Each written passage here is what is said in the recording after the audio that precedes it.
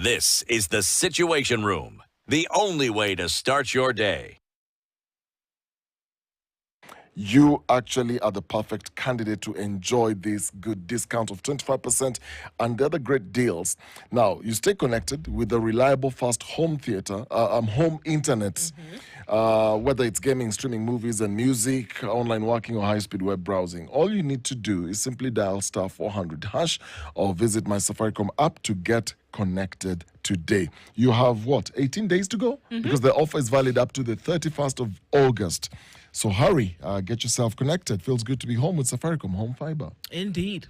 Now, guess what? Wealth isn't just about what you earn or invest. It's about what you pass on. So how can you know that you're truly wealthy if there's somebody coming after you that is able to then carry on the torch? And for many high net worth individuals, legacy and values matter just as much as capital. At Standard Chartered Priority Banking, they go beyond the numbers. The team helps you with estate planning, ensuring your wealth transfers seamlessly while also preserving the values you hold dear. So in a world that's constantly shifting economically, politically, and even tax-wise, adapting to change is crucial. With Standard Chartered, you're not just reacting, you're actually prepared. And it's about more than financial success. It's about sustained intentional wealth. So guess what? Start your journey today. Because if not now, then when? What you need to do is send an email, wealth.ke@sc.com. Now is your time for wealth. All right, like I said before, we're looking into live pictures coming out of Homa Bay this morning and looking towards the devolution conference that's going to be taking place from today, having to be opened by the President, William Ruto. And as he does that today, there will be discussions about what has been achieved in 12 years of devolution. And there'll also, of course, be hopes for the future. And it's about one of those future hopes that we're talking about this morning at this time. And joining us to have that conversation around the youth and the future when it comes to devolution at 12 is Wendy Aura. She is a youth leader and governance enthusiast, and she joins us in the hot seat of the Situation Room this morning. Good morning, Wendy. Good morning. How are you? Very well, thank you. Karibu sana to the hot seat. Asante. You're going to be joined shortly by Kelvin Daniel, who is an entrepreneur with Bahati constituency and also looking into some of these issues this morning. So we'll get into that conversation. We want to welcome you in true Situation Room style with our proverb. We go to a different African country every week. This week we're in Botswana. I want to share the proverb with you, and I would like to hear your interpretation of the same, Wendy. A tree is straightened while it is still young. A tree is straightened while it is still young. How would you interpret that? Yeah, it reminds me of the Kiswahili methali. Wanasema nini mkunje I'll remember it. But there's one methali that is related to that. So I think it's about taking advantage, leveraging on the age, that age time when a young person, that's when you are able to, that is the prime age to actually shape how your life should be, how your life, what direction your life is going to take. And speaking about the future, how your life at that time, and if we are talking about parenting, that is the time when they say parenting can actually start at a youthful age. When talking about your spiritual life, economic prosperity, youth bracket is the prime time for that. So I think it's about just taking the chances at a good time before it's too late in life. Yeah. Indeed. All right. As we delve into this conversation, of course, that the way in which a nation will be governed was dictated then by the decisions that were made. And one of those decisions was devolution. We have this conversation often, but then now, because the conference is being put out there, it spotlights, and it's at a time for an audit to really be done beyond what the plans are for the future in terms of devolution. An audit to really be done in terms of what has happened over time and what will be taken into consideration moving forward. Now, when we look at the county governments, our minds go initially to administration, and we think payroll, and we think, other administrative things that need to be done, without realizing that like we had a conversation in the last hour, that the idea was to deal with social justice, was to deal with development, and was to deal with unity. And that is why those units, counties, then were arrived at. What it actually does in terms of governance and development is a totally different kettle of fish. When we look at, again, by the time devolution was being introduced in Kenya, the youth bulge was not what it is today. Yeah. Africa was not 75% youth. Kenya was not 69, 71% youth. It wasn't. Yeah. But now we see, and we're starting to ask questions, that the thing that was to unite the country, the thing that was to develop the country, the thing that was to ensure that social justice, one for all, became a reality. Is it taking into consideration the majority of the population in that demographic? Is it? And if it isn't, what should be done for that to happen from your perspective? Yeah, that's a good stock taking of the past. And I think where we are right now, I'll give an example of a space where I was last year. And that was before the Gen Z ambush. So Did you say the Gen Z ambush? the unexpected storming of the parliament, Okay. the historic June 25th. So before that, I think I was in a space where I was dealing with so many, let me say, older people. I think I was the only youth figure there, but though my role was administrative, and I used to listen to the discussions. Anytime a youth element came up, there was some restraints that were being made. And I realized that not all spaces are youth-friendly. As much as we speak about this youth inclusion, it's on the book. But in reality, where people are actually discussing and making decisions, there was no consideration. And the few times that it was brought up, it wasn't considered. Until now, when people really woke themselves from the slumber that these people they actually have a voice.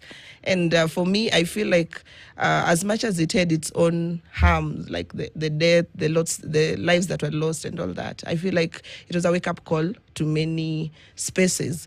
And they started going back they actually had to go back and include intentional youth inclusion in such conversations. And for me, that is a plus, because it has to take something, let's say, out of the norm for them to actually realize that we need these young people. And you can see the way the government is even reacting about the youth issues right now is a bit different from the way it did maybe in the last, maybe 5 years ago or something.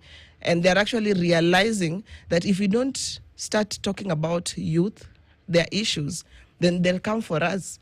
And it's a good thing. It's one of the lemonades that we made out of all that. I feel, though there's much that needs to be done. We are talking about devolution right now at 12. 12? Yes. Yeah, we're talking about devolution right now. And the good thing about the devolution conference is now we are having this conversation. And I think one of the outputs I'm seeing in the Homa Bay conference, they're talking about launching a strategy, a youth engagement strategy. Okay. Yeah, and my question is, even after launching this, what happens to its implementation so that we actualize what is discussed, so it is beyond just the papers? And that is the harm we are having. It's not that people don't know that youth exist. They know. They also know their issues. But do they really consider it as a serious thing that needs to be handled? So I think it's a wake-up call for all stakeholders and everyone, including the youths ourselves, to claim our spaces rightfully. Is there an opportunity to claim those spaces right now? And if we talk about the launch, what did you call it? A launch of a youth strategy. Yeah, there's a youth engagement strategy. Youth engagement strategy. It doesn't sound like it's anything new. Yeah. So is it something to be excited about? Not really. We have the county youth policies. And I think most counties, if not all, have that policy. We may not be aware of it, but I think even the provisions that are in there are comprehensive. What we need to do is have the goodwill of actualizing what we want in what we have in those documents. If starting all documentation looking at If you stream down up from the Constitution 2010, it has provisions of youth engagement. The Article 55. It talks about youth representation in all spheres, in the economic, social, political. So it's not a new thing that the youth need to be included now. It has been there in the documents. What need to be done is now, what have we done? And then who is responsible? Who needs to answer that this has not happened? My question with regards to what you've just said, it seems to me the conversation around youth and youth empowerment only comes in as a project discussion where let's have our youth do this, let's allocate these funds for our youth to enable them do that. And I don't, from what you said earlier, you were in a conversation with the old people. Yeah. You're the only young person in that conversation. And drawing from that example, does it, in your opinion, as a young person looking at all this, because like Ndu said, it's not the first time we're having this. It's not the first time we're having this discussion. Is it always a conversation about let's bring you on board, we create a project around what your interests are, and then you go run with it? When will it ever feel that you are part of a conversation? Yeah. Let's sit same level on this table, and let's have around this table and have a discussion around the agenda of this country. It's true. It is beyond just representation, beyond just sitting on the table. What I realized that as much as we may be invited on those tables, is your voice meaningful?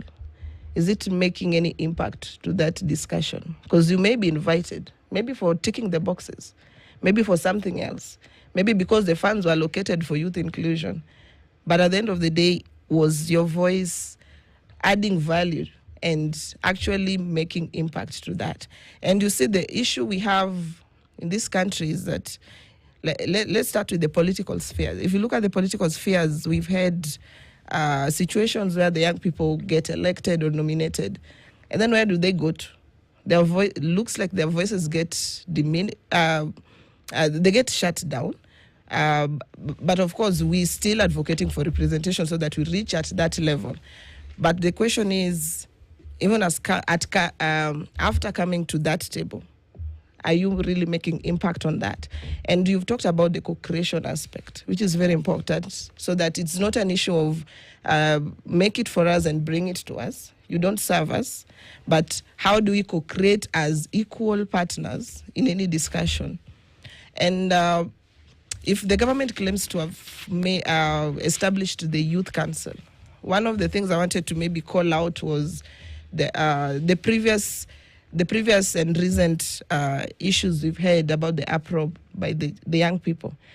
One of the things I really expected was the Youth Council to be very vocal about that, because that is the body that is established and institutionalized by the government to represent the voices of the young people. For me, I felt they were quiet. And we kept asking ourselves, are they quiet because they are part of that government?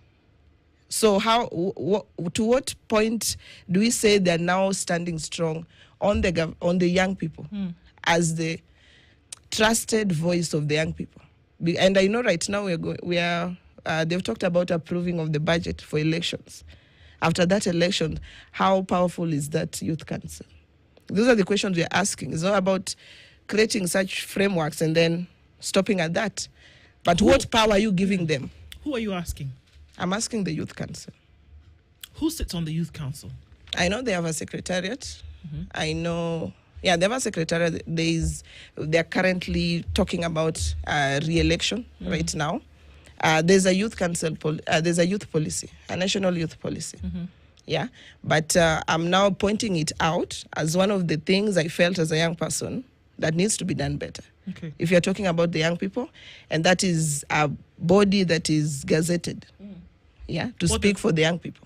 Okay, I was going to ask you what the Youth Council then does. It's supposed to speak for young people? It should. And then It what should. beyond that? Beyond speaking, what happens? Beyond just speaking, they need to follow up. And because they're in the government, working with the government, beyond just what I know they've done well, I think is the part of opportunities. In what way? Access to opportunities, sharing information about the opportunities, giving access and all that. But my point was when young people needed them.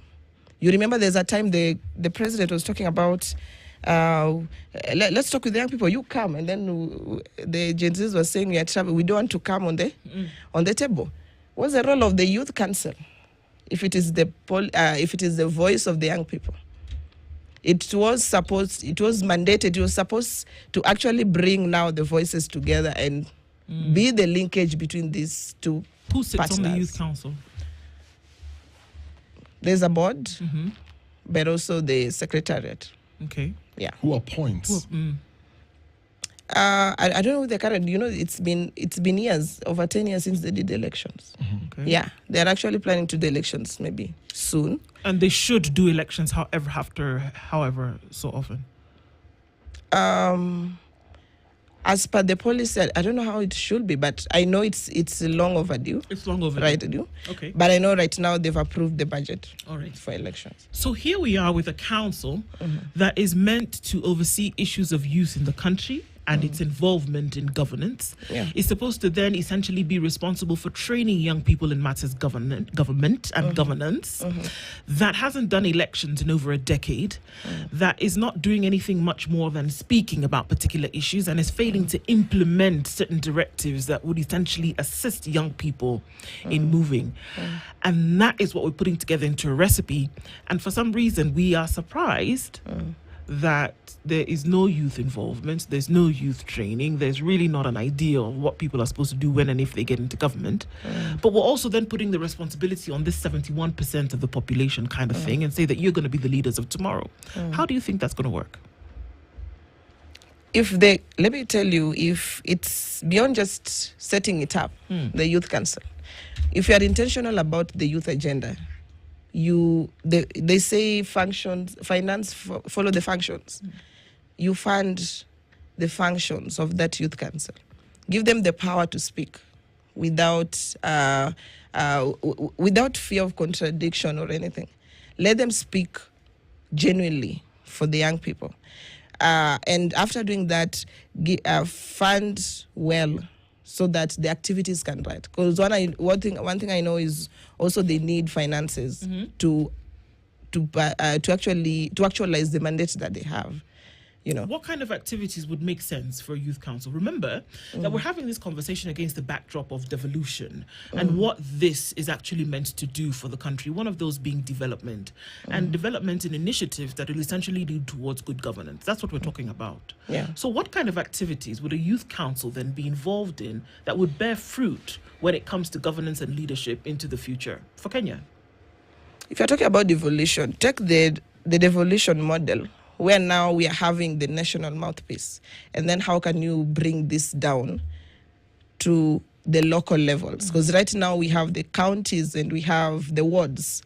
If we are going to have, let's say, the ward reps, the county reps, there's a certain structure that they're talking about. How are we going, beyond just the titles that we're going to give them, what powers are we also giving them so that they're able to collect the most local views of the young people, and then have a way of bringing it to the top, to the national, so that it is one voice. So the gap may be at that connect to the grassroots level, so that everyone feels part and parcel of that one voice that you're talking about. Yeah. So you are a youth leader. Yeah. In your space, and I just want to bring this conversation into the thinking then of a young person and the inclusion concerning how their future should look like. Now, the president yesterday talked about, in quoting the youth, he made some very bold promises, and I'll just list couple of things here. President Ruto said the National Youth Opportunities Towards Advancement, which is called the Nyota program, I don't know if you've heard of it, was a cornerstone of the government's efforts to empower over 100,000 youth nationwide through business support and skills training. Now, phase one is set to benefit 90,000 youth aged between 19 and 29. So the age is very clear there. Then they will receive training in areas aligned with current and emerging job markets. Then went on and further talked about a social enterprise initiative. This is I don't know whether it's the same thing or something different, that will then in September identify 70 young people from every ward. And these individuals will undergo training and receive seed capital of 50,000 Kenya shillings in form of grants. Now, with all these plans, and there are many similar to what I've just mentioned, as a youth leader, are you then engaged, involved actively in formulating and coming up with some of these decisions? And two, is this what you as a young person is looking for? First, let me say that it's not a loss in itself. I've seen the Nyota program. It's not a loss in itself. But the target, I feel it's targeting the mostly TVET or those who may have not completed high school, or those who dropped out, or those who are in college, let me say that. But do you know there's also a certain quarter of youth who went to university? And in Kenya, every year we have over 500,000 graduates, And this is what we are talking about, that as much as we're talking about this unemployment, and we're looking at why do we have this bulge in unemployment, before I go to that other bulge, that other quarter, let's talk about those who graduate from university. They have certain trained skills from university.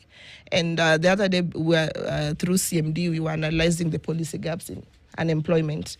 We realized that after coming out, the anger that they have is that you want to give them, maybe let's say a wheelbarrow, for example, to go do odd job. This is somebody who invested in education, did a degree, This is somebody who learned about marketing or something else. I know we are doing the other jobs. Entrepreneurship is not about, I'm not brushing it off, but how about the skills that you gained that you're supposed to actually use in a different sector? Because not everyone will do the small jobs. And this is not to demean those people, okay? I'm just saying that there's what I feel that lacks with this particular quarter is the skills mismatch. In terms of how are we preparing them post-graduation so that they're able to earn better?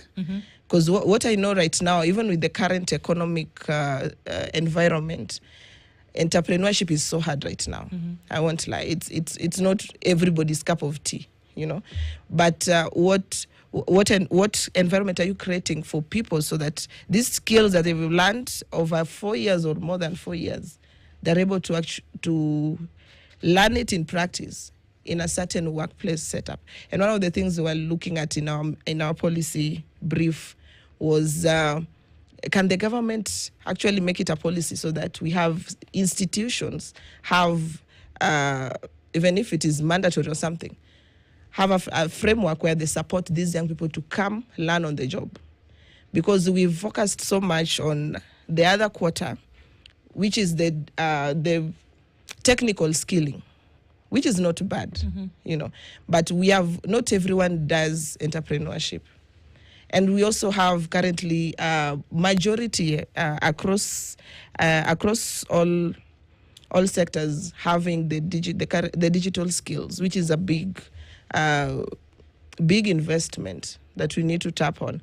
But is the workplace ready for that? Is the workplace having the frameworks, what is needed so that these digital skills that the young people have is harnessed and they're able to be compensated? Right now, what a young person is looking for is a job that can pay your rent, you can eat comfortably while going to the job every day. That's the bare minimum. But we have certain internships that don't even pay. After internship, what next? And even some places, they don't have internship opportunities. you know. So, if we're saying that this is the burden that is on the shoulders of many a youth today, and there's also the burden for future leadership, there's that, everybody keeps talking about, drain the swamp. But when we see, 15 to 20 governors and their deputies who are from, a younger demographic, when will this actually happen? But here, on the other hand, we're saying that the problem of young people today is people are not interested in being leaders. People are worried about how they're going to pay their rent and how they're going to eat. True. Is this the case? People are not interested in leadership? Young people are not interested in leadership? Not interested in governance at that level? They're interested in what the governance will actually do to affect their situation. Is that what we're saying? They are interested, and that's why they're vying. They're vying. Only that they may not vie for governor, the bigger roles, senator. They may have few at the top because of the money implication of that. So most of them end up vying at the MCS, but you have many young people who are actually vying, So it does not mean they don't want the leadership. They want that. But after the election period, when you lose and go home, how are you going to eat? The MCA, the MCA title will come with a salary, of course. But beyond just losing, so between the 5 years, how is your life going to be? Nobody will care that you vied. You can sleep hungry in this country, When you go somewhere, and that is the burden that we've created as Kenyans, that when you see someone doing a flyer and saying, I'm going to be an aspirant, then already you feel that person owes you money, So you go somewhere and they start asking for handout because that is the culture we've created. But this is a young person who is worried about how he's going to survive and looking at the basic needs. So I think it's not really that the young people don't want to vie. They actually turn out in numbers, but the economic well-being is a priority because the vying season is for a few months, and then you're back to the reality that you're a young person in Kenya. Yeah. So looking at devolution, 12 years. Do you feel, because you have a lot of young people across different counties in this country, do you feel there is a space that has been created out of this devolution conversation to at least influence decision making or be part of not just the politics, or is youth engagement only coming in when it's a token? Let me give you this money, go do your business. Let me give you a wheelbarrow. Let me give you, what is it called? A boda boda. Let me give you this, go do your business. Basing it on what you said earlier, that it's not everybody necessarily who wants to get into business or entrepreneurship in that direction. The people who've got other, like digital skills, for example. Do you feel there is that inclusion 12 years later? When it comes to the inclusion, there's a thin line between now the national. The youth factor is more of now a national issue. So when devolution comes, I look at it in terms of the spaces it has created politically, in terms of the MCA, the county governance. We have the MCAs, we have the CECs. So this is also dependent on the political landscape of that county. Because each county, I think they're different. We can't judge them the same. We have counties where they have at least created spaces in the CCs. You can see young people. But you have others who still appoint the people they know, the people in their circles. Some as like favor from supporting campaigns, and those will now be the bigwigs, But when it comes to opportunities, creating opportunities, also that is not really, you can't judge generally as 47 counties. It will also depend on which county you're talking about. What's the level of corruption in that county? We have those who are doing fairly well. Those, if you find a governor intentionally creating spaces for training, for access of opportunities and all that. If you have a governor who is intentional about bringing investors to your county, that is a plus for the youth. Okay. If you have a governor who is, let's say the counties that have the affordable housing, the young people can access that, But now you cannot say that youth the youth factor now is being devolved in entirety, because now it's a national issue. What affects young person at the county level affects also at the national level. So I think it still streams to the governance of the country as a whole, and even coming then you trickle down to the counties. How effective is your governor? You know, because now they are the president of that county. What is their goodwill? What's the level of their goodwill to the young people? Yeah. So I think it varies, but maybe for me speaking, because I'm from Homa Bay County, there's many opportunities I've seen of late. I think this year, Homa Bay County, I feel, is one of the counties that is benefiting well from the current government. And with such opportunities, those who now do the work on the ground, most of them are young people. So that is what you are talking about. You create opportunities for them so that they're able to come in with their skills and expertise. Okay. Yeah. So let's look at what happens in terms of opportunity that then present themselves. The Youth League in South Africa is a league that has borne some of the greats, right? And in terms of what they've been able to do, we see them on a grand scale because then they have an opportunity. They're behind the mic, they're doing the campaigns, they're doing all of these things. Julius Malema being one of the folks who rose up through the ranks because there were people who were fostering him. They were fostering many other people. So some of the activities that I asked about what you do, young people make their way into parliament. They sit and they see how government businesses run. They have an experience when it comes to this is what I would do, having been given the opportunity.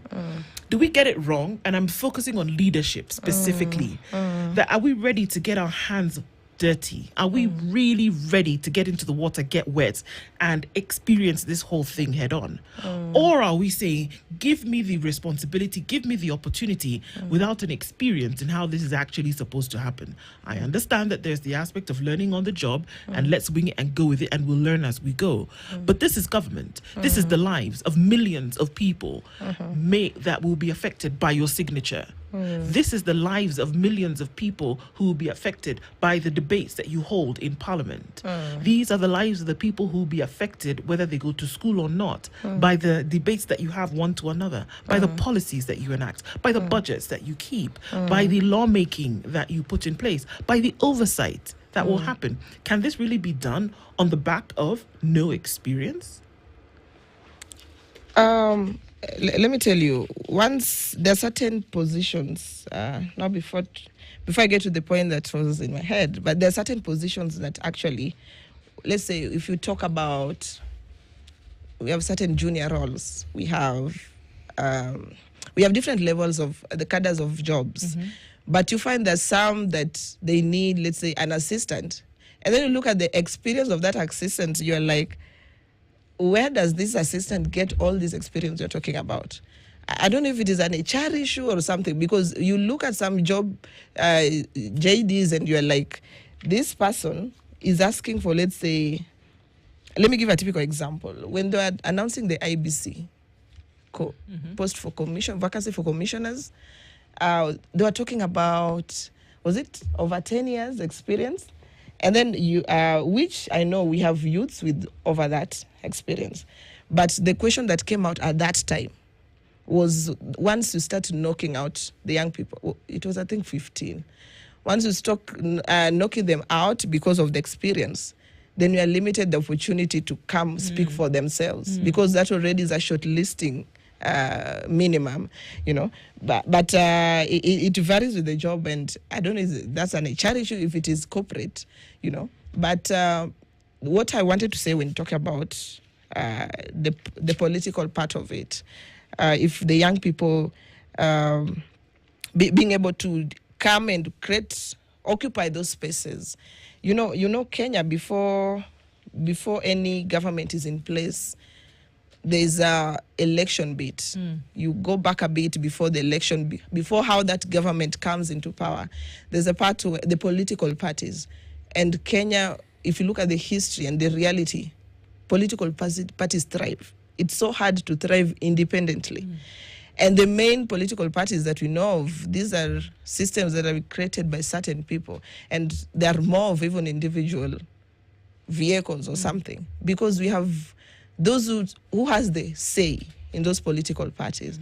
And if these particular people don't have your goodwill, you'll be there to take the box of youth league, because you are there, because you're a young person, and they need to have that. It is a requirement by the law. But now when it comes to where decisions are made, and we now want people on those positions, the young people still struggle. But there's also a counter argument. The young people want these positions. They want to occupy political spaces, all areas of governance. There is also an argument that there is also a risk of pushing that conversation of youth representation in those spaces without first addressing the question of not just political mentorship, like the classic example that Ndu mentioned through the ANC. That is political mentorship. So you have a lot of people who have gone through political structures whereby then they rise to the very top. So that is one part. So there is the question of mentorship, and there is the question of then capacity building.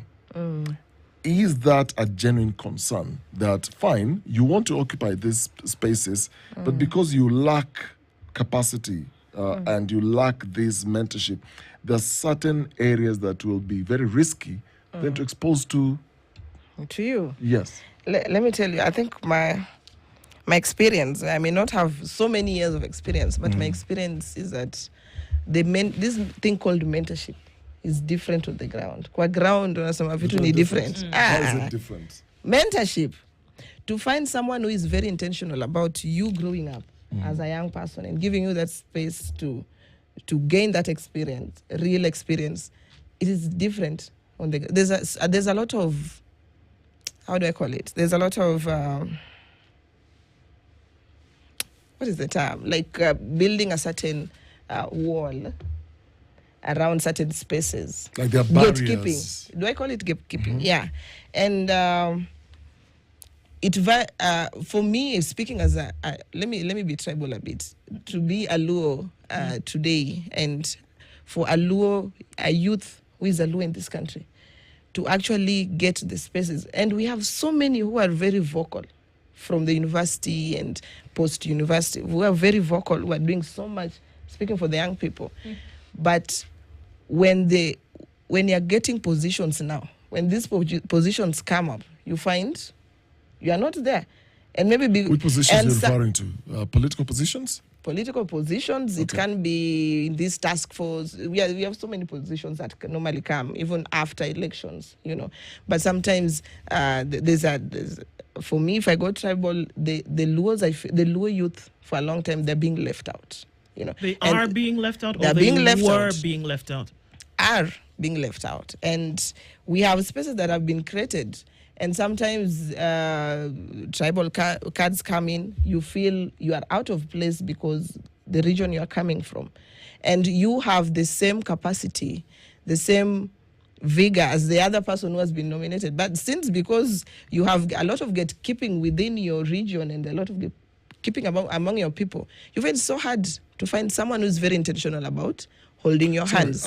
Sorry, I'm trying to understand where you're going with this. So you being a young Luo woman, as you've just rightly put, getting mentorship or getting into these spaces becomes difficult because of you being Luo. So who's doing this gatekeeping? Who's preventing you from getting that access? There's no specific name that I give, but every political sphere or, let me say, any collective movement that is politically enshrined, it has certain people that are key decision makers. We have different agendas and all. I'm saying this because we've had these towards election, these lobby groups that normally come up during, and these are young people who are trying hard to do for their parties or do something good for themselves, But what comes when now they're making decisions about who gets what, So really, because there's a lot of interest. Let me say there's a lot of interest to the people you think can mentor you. They also have their interest. And politics is a game of fists. Yeah, the strong one, the most powerful ones get standing. And then if you're knocked out of the game, you're out. So if you don't have that person who has the fist to fight for you as a young person, then you are knocked out automatically. We could go for days with this one that you've brought up, because that looks like it. I mean, from your perspective, looks like it is quite something. Let's take a dash quickly to Homa Bay and see what's going on. It's coming to a few minutes to 10 o'clock. We'll take a quick look into Homa Bay, where we're going to be joined by KTN reporter Daniel Karaoke and KTN news anchor Jesse Rogers. Let's hear a point from what is going on at this point now as we get into things. Jesse, Daniel, good morning.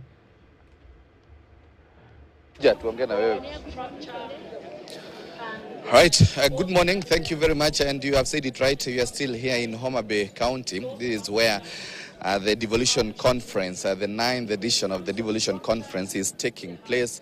And right now, as we speak, what is going on is a panel discussion on good governance. On the panel list is Governor Ochilo Ayako of Migori County, just the neighboring county of Homa Bay here, and also the Principal Secretary, Social Protection and Senior Citizens Affairs, that's Joseph Mogosi, and Catherine Muma, who is a nominated senator, who is actually talking right now as we speak. And also we have the Law Society of Kenya representative, Brian Odongo, and then the Ethics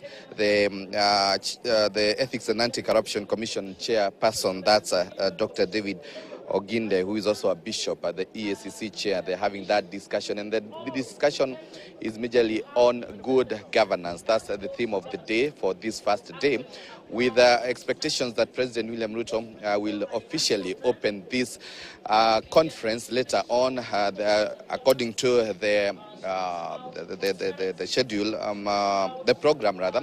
He is expected to officially open this conference from around 11 a.m. Where he is going to be making his keynote address after having a commemoration of tree growing initiative, unveiling the iconic of the person who was behind the devolution, the idea behind devolution in the country. That's what is going to be happening before the official opening later on. But of course, we are following keenly on what is happening here, and I'm joined by my colleague Jesse Rogers, who we've been with here in Homa Bay County. Jesse, I've been following keenly on what is happening around, and right now a panel discussion is ongoing, but it's the first day. Well, we had the first day yesterday with the preparation, final touches here and there. Till now, what can you talk about the devolution conference, the 9th edition? I mean, it might be the first official day, but it's really clear that devolution was meant to bring services closer to the people. And this devolution conference is sort of taking stock of the steps that have been made so far, the challenges that have emerged, which are numerous. And you can just take a look at the front page of the Standard today, just to take a look at some of the challenges devolution has faced. Talk about devolved corruption, talk about functions or money not following functions. And we remember President William Ruto not too long ago gave that assurance that all the devolved functions, I think they're roughly 12 or 14, thereabout, should actually go to the counties. And some of these functions actually range from county health services, waste management. So they're quite a raft of issues. And that's why governors are actually pushing for more allocation in terms of the equitable share. In the 2025-2026 financial year, I think we saw them get roughly 415 billion, but that was below their expectations. And I think that's one of the messages that we'll be regurgitating right here in terms of more allocations to the counties in order to enable them actually conduct their functions. But more allocations actually comes with Exactly, and transparency issues are a big thing, not just at the national level, but at the county level. Just talk to EACC, and some governors actually say it's unfair. There's so much focus on the county governments. What about the national government, And yet some of these injustices are still happening. So matters to do with transparency, accountability, increase of allocation, that might be touched on today. Matters to do with good governance, and you highlighted the other themes that will be centered around social justice, around inclusivity, equity, and those matters. Yeah. Right, you are very right, Jesse. I have seen most of the time, I think since the 2013 elections, the bicameral parliament came into place, they are always having the discussion. They are always going to mediation to talk about allocation to the counties, whereas the constitution is very clear on how the allocation should be done. And even this year, they also went for mediation between Senate and National Assembly. Could we say that maybe the Senate finds itself on the receiving end because maybe they don't have much powers to be involved in budget-making process? I think they find themselves in between a rock and a hard place, because one of their functions as the Senate is matters to do with devolution, oversight around the 47 devolved units. So they find themselves between a rock and a hard place.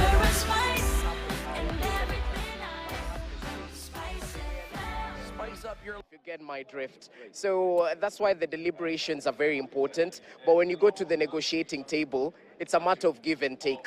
So they can't put their foot down and say 450 billion is the minimum we want. So they'll have to give some in order to get some. And I think as long as there's political goodwill from the national level and the county level, then perhaps this will be progressive.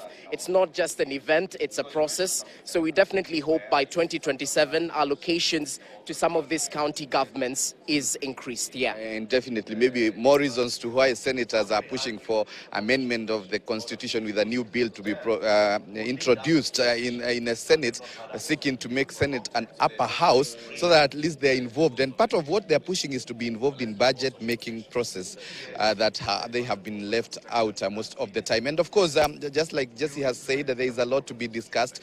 Tomorrow, Wednesday, when the former Prime Minister, Raila Odinga, is going to be making a keynote address, part of what will be discussed is human rights and also justice. And then on Thursday, or rather Friday, when the conference is going to be officially closed by Deputy President, they're going to be talking about matters to do with equity. Now, that is just part of what we expect, but we'll keep informing you just to have a feel of what is going to be taking place here at the 9th edition of the Devolution Conference. But for now, I hand it back to you in studio.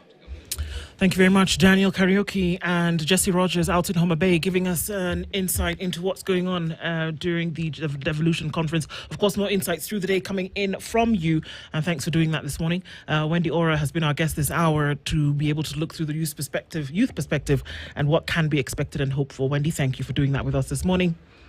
Thank you for being in the Situation Room this morning.